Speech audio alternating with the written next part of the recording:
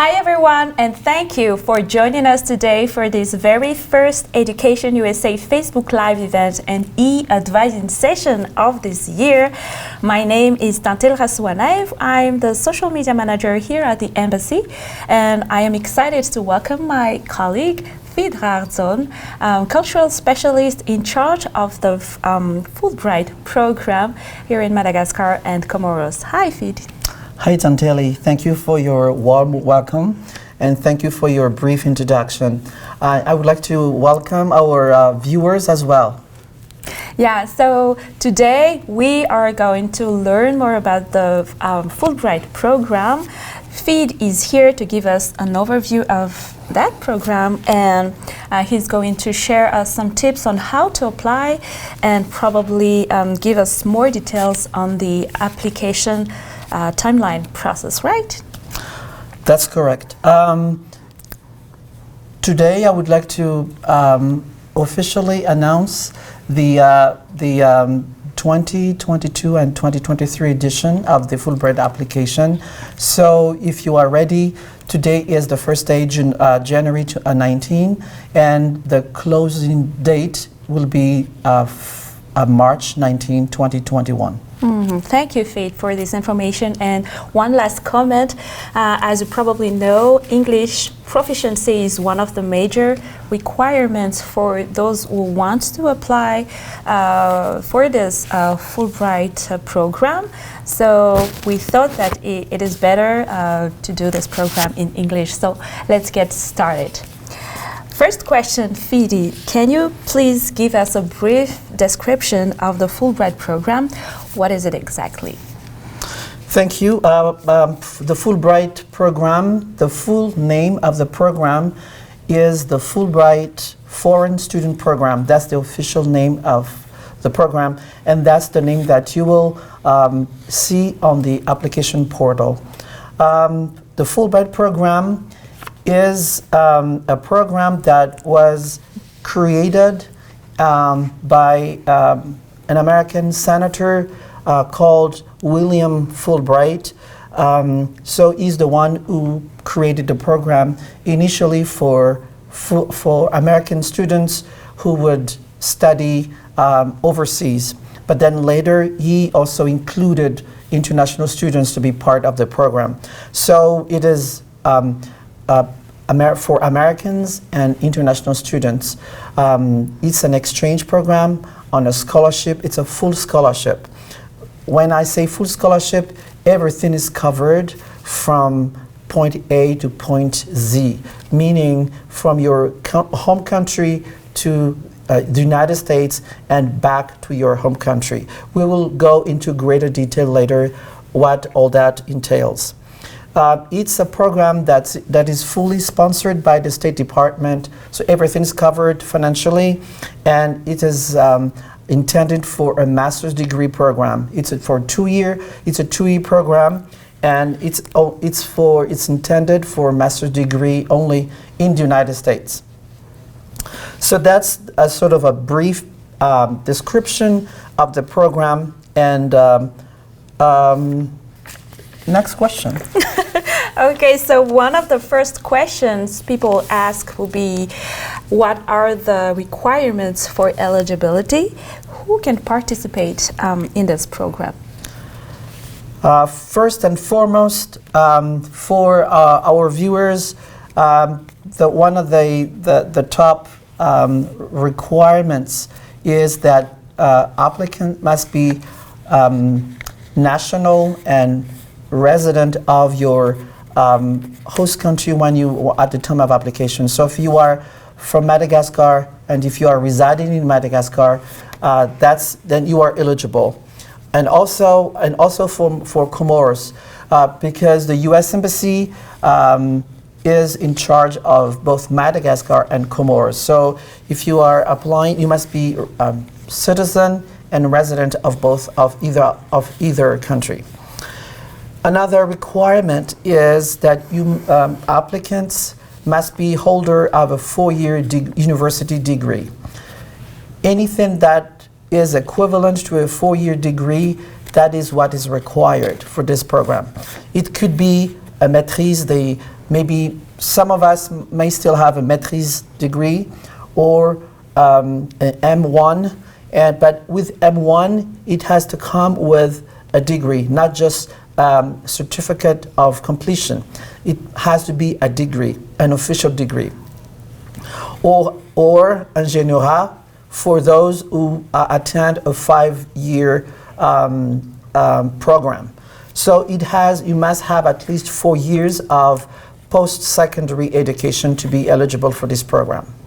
And that could be from any university that you might have studied overseas. You might have a 4-year degree from overseas or from Madagascar. It has to be legitimate universities. And one of the major requirements as well is there's no age limit, so you can be as young as 16 or as senior as 70. If you fulfill and if you meet all these requirements, you are eligible to participate in the program. There is no preferred field of study, so any field of study is welcome. So if you feel that you fall under those categories, then you are welcome to participate. All right. So for our prospective applicants, those who are watching us today, can you tell us how to best prepare for this Fulbright Foreign Student Program? Yeah, I think that's one of the biggest challenges for our applicants is how to best prepare your application. One of the reasons, as Tantelli mentioned earlier, one of the reasons why we do this program in English is to empower you, is to give you better preparation, and to boost your English proficiency. So the top preparation, and you can already start today, is to prepare your English and then to brush up your English and improve your English proficiency. But in addition to your English proficiency, which will be the main instrument for your preparation, how to prepare? You need to start identifying your field of study. You have to come up with what you'd like to study. That's very important. And you may say, of course, I know what I have studied, I know what to do, but when it comes to the choice of field of study, you need to be very specific. For example, if you are an engineering or a science major, for example, if you want to study renewable energy, you have to be very specific. What about renewable energy? Is it wind energy? Or is it hydroelectric energy? Or if you want to study law, for example, is it international law or is it a child labor? You have to be very specific. And that's what we call being specific, not just, I would like to study agronomy. What about agronomy you would like to study? So that's about field of study. You also need to prepare your writing skills. You may have a certain level of English at this point, and you may even be very fluent in English, but you need to really work on your writing skill, how to write in an academic style. And there are many online sources and resources that you can use to help you prepare for those essay writings. And when we talk about essay writings, we talk about your your study objectives and your personal statement. You need to, those two essays, they have to come perfect. When I say perfect, no mistakes, no grammatical mistakes, spelling, capitalization, spacing, paragraphing. It has to be perfect. And then you can train yourself how to do that. Another element of preparation is also to be familiar with the U.S. educational system. You need to know how the educational system is crafted and how it is structured. As you know, I'm not going to go into greater detail on the educational system, but just to give you a brief overview, there are two big major divisions. The first division is the undergraduate study and the graduate studies. So you need to familiarize yourself with those, the system, educational system, and all the academic jargons and vocabulary, and when you read and when you navigate university, college websites, and any source of information in English. So you need to have that level of proficiency and be knowledgeable about the university academic vocabulary. And last, which is also very important, is the preparation for the required standardized tests. Those tests will be required of you when you apply for this program. Why? Because the university that you will be placed at, the university will need to know your level of English. And through those tests, they will have a better understanding where you stand in terms of language acquisition. So those are official and could be disqualifier, meaning if your score is very low, and even if your application is excellent, and that might disqualify you altogether. So you need to be seriously preparing for those two tests. We are going to talk about those tests, but I would like to mention just briefly those two required tests, which are the TOEFL, the test of English as foreign language, and the GRE, the graduate record examination. Both are required, and there's no way out. You have to do them, and you have to take them. And the Education USA, which is another platform for a service that can help you prepare for those tests.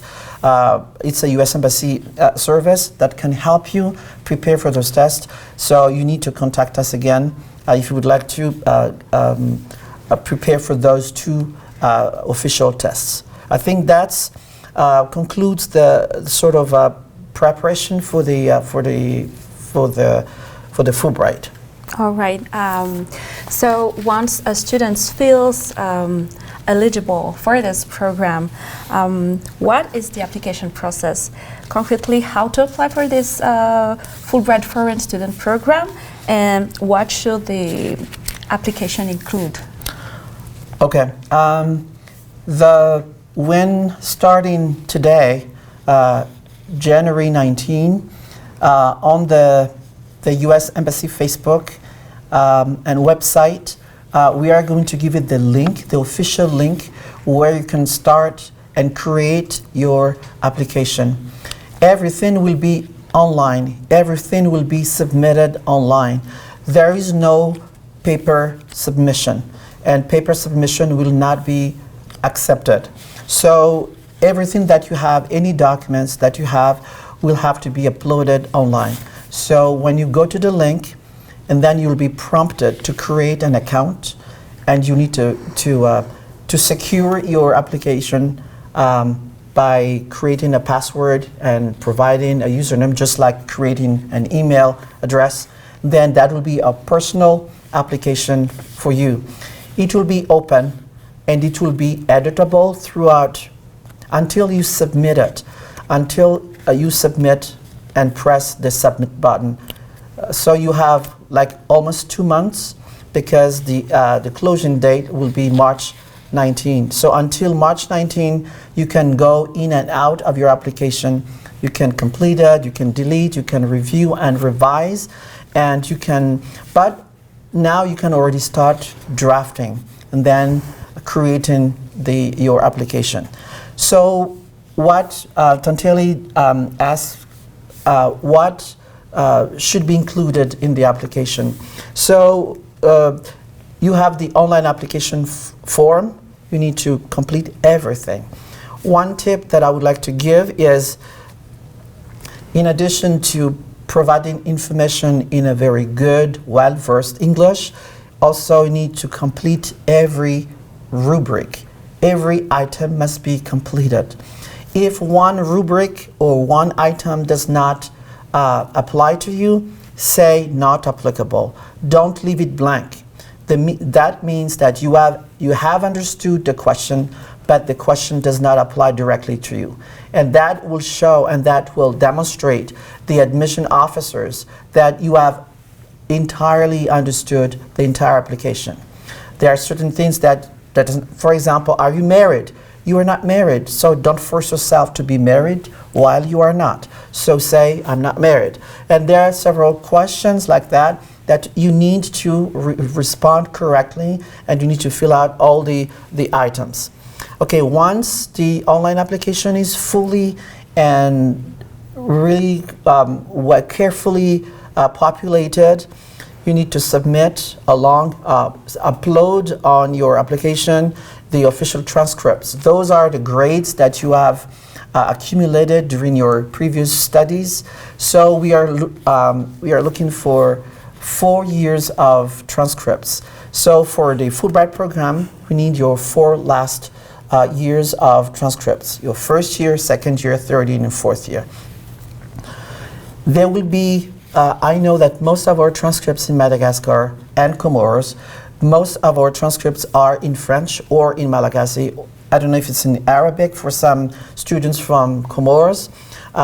So if they are not originally written in English or issued in English, and then an official translation must accompany them.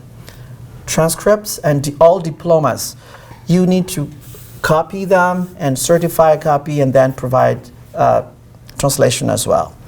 Letters of reference from former professors. We are looking for 4 letters of reference from previous professors. So if once again, if your professors are not comfortable drafting them in English, please ask them to write in any language they are comfortable in, and then you can translate them and have an official translation. What I mean by official translation? Official translation means that the translation is performed by certified translator. I know that you are well versed in English, you can do it in English, or you have an uncle or an English professor who can translate it for you. But if those people are not certified, then your translation will not be valid. So please look for certified or sworn translator, as they call it.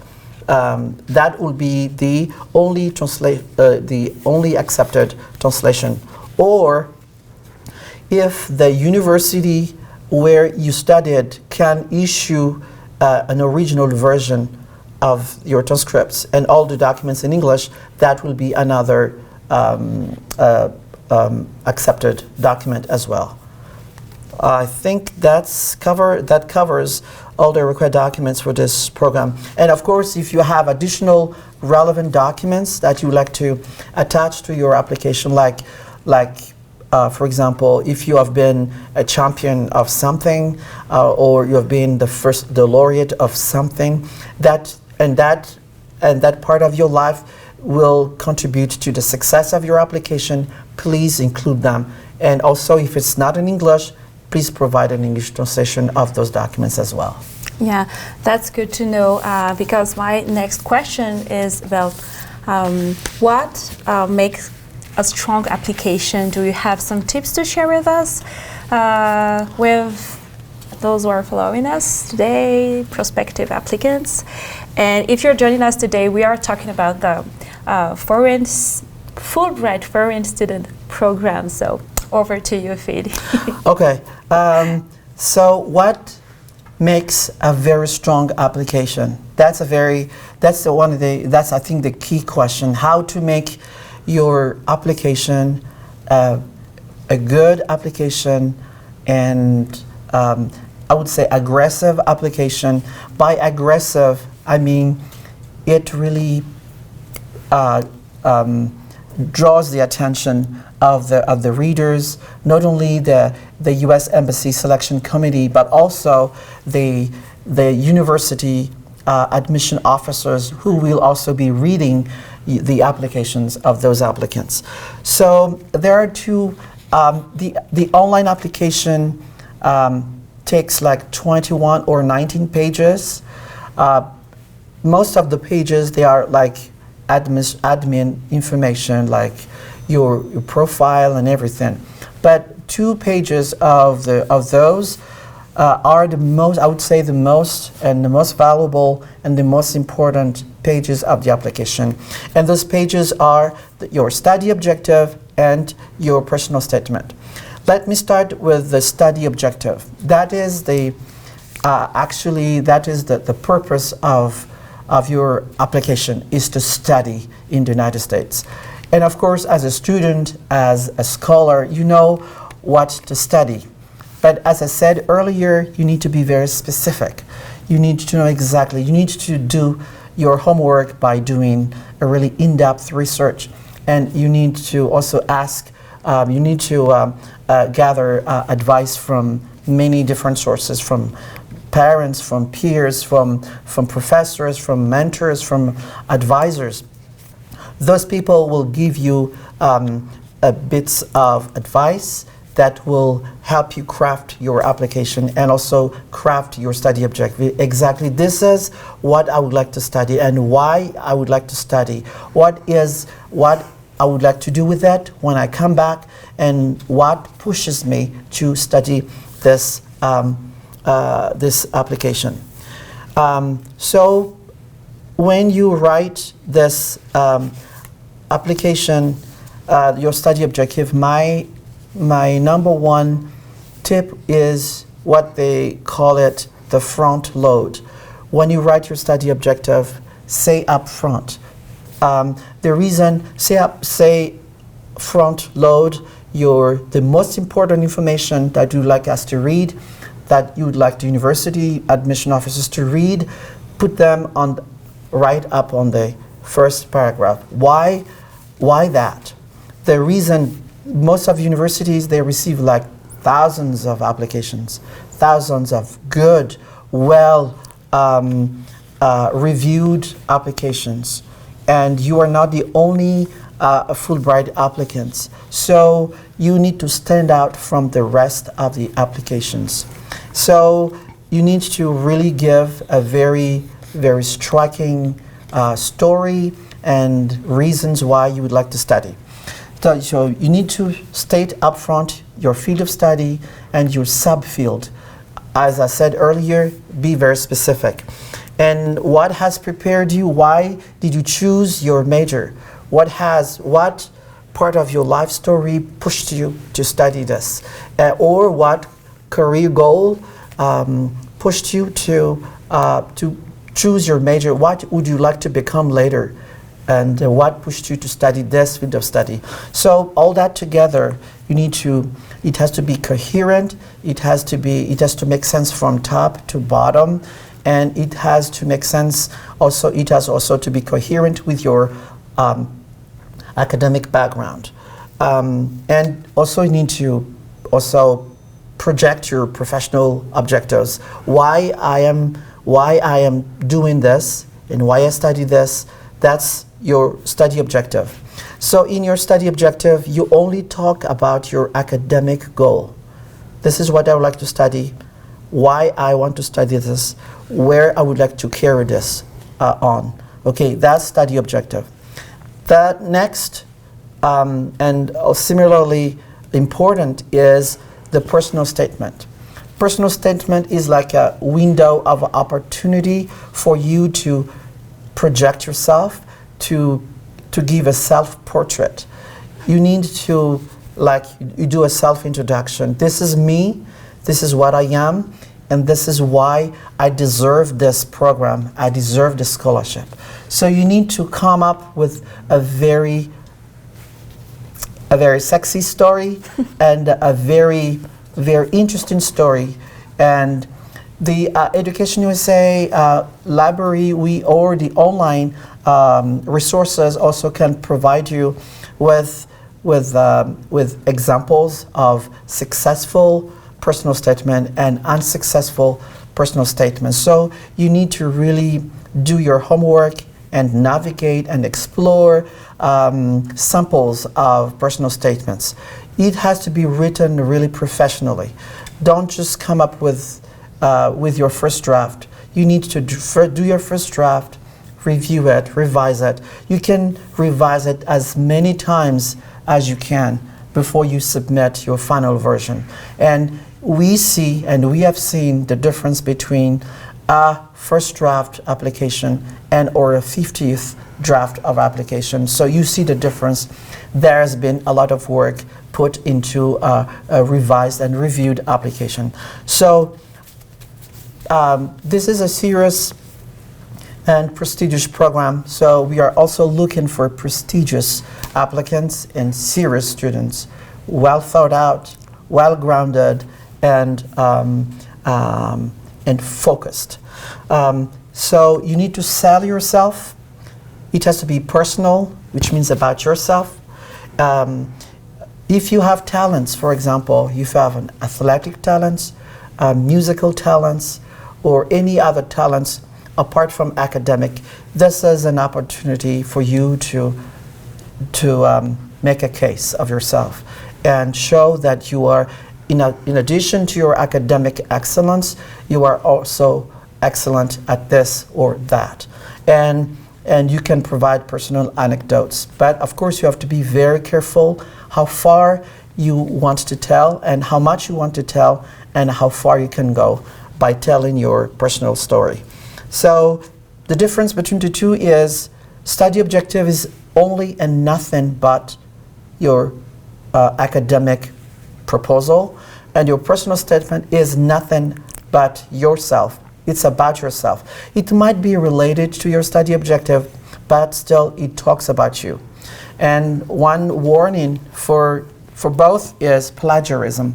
That's plagiarism. You know what plagiarism is: to copy someone's work. If you want to copy someone's citations or quotes, you need to say the source. I have used someone's quotes. You say this so-and-so says or so-and-so said, and then you need to give the source. Never plagiarize. Americans are very allergic to that, and not only Americans, but that's not a very good projection of yourself. So make sure that you provide your personal statement, your personal words, and personal writing.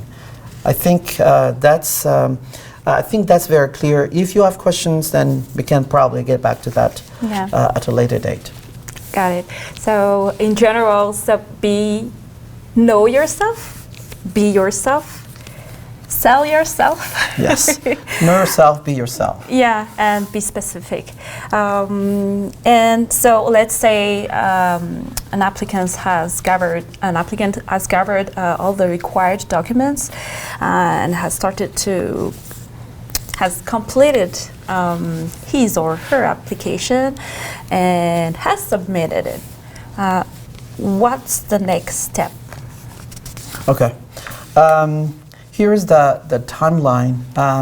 As I said, I would like to repeat again the submission timeline is today, January 19, is the official start of the application. So the application is already up and open. It will close, which means that application received after March 19 will not be considered for further processing. So make sure that you submit your application before March 19. So back to your question regarding the timeline. So once you have submitted, let's say you are the last submitter. I don't know if you say that. You are the last to submit your application on March 19. March 20th, we start to download all the application. We are going to start reading every application. The U.S. Embassy selection meeting will read every single application with due diligence. We read everything. We are going to look into every detail of your application, your English, and your excellence, both personal and academic. We are going to look in greater detail. We are going to rank them, and then we are going to pull off a certain number to be interviewed. So the interview might take place roughly I don't want to give you exact date because that has to be determined as we go, but roughly probably in April, May 2021, that would be the approximate time for interview. And then individuals or applicants will be notified by email or by phone if they are to be interviewed. And after the interview, those who will make it for the next step, those who become finalists, will be invited to take TOEFL and the GRE. But before you get to that point, we would like to invite you to prepare for the test now, because you will not have enough time to prepare if you only start preparing those tests after knowing that you are a finalist. So my recommendation is to start preparing for the tests now. After April, May 2021, there will be the interview. After that, the finalists will take GRE and TOEFL. And after that, there will be a very big silence. Silence doesn't mean that we are not doing anything, but we are submitting, we are providing recommendation for each finalist, and then we submit your application for Washington review. And the first time we will hear from Washington will be around April or maybe before April 2022. The first time we hear that so-and-so is accepted and will be placed at this or this university. And the July and August of 2022, that will be the departure, that will be the beginning of your academic journey in the United States. So as you can see, it's a 1-year process from your date of application until you actually get to travel and start your study in the United States.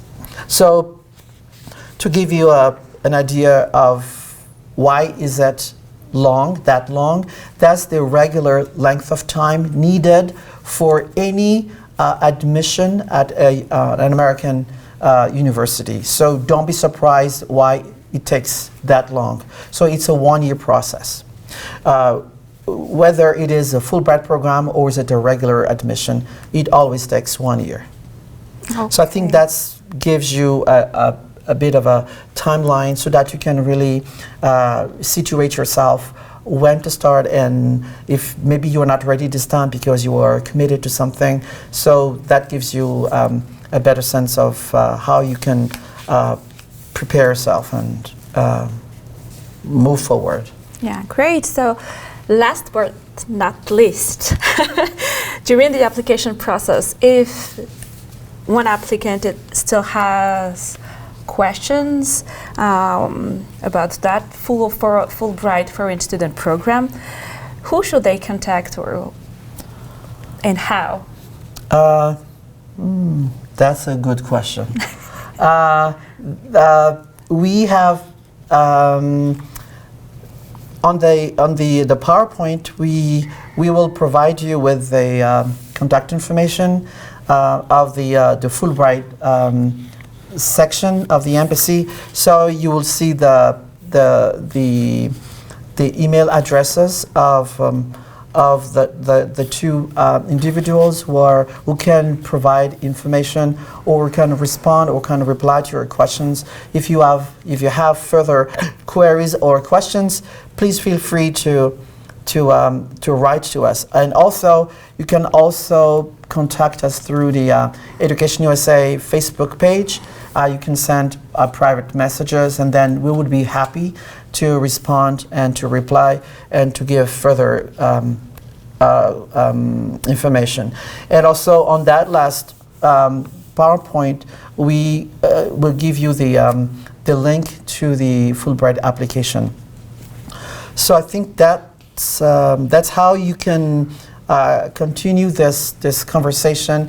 This is just the beginning of the process. So if you have, as Santelli said, if you need to contact us, if you have personal questions that you would like to address, please feel free to contact us at one of the email addresses indicated on the PowerPoint. Okay, so thank you, Feed, for those valuable information about the Fulbright Foreign Student Program. As you said earlier, the application is now open, starting today, and the deadline is on March 19th, 2021. Once again, thank you, Feedy. Thanks to the backstage crew. Thanks to you. Thank you for watching, and feel free to ask questions. If you still have questions, feel free to post them on the comment section below, or write directly to Feed at haridzaf@state.gov. Thank you again. Stay safe. Bye-bye. Bye-bye.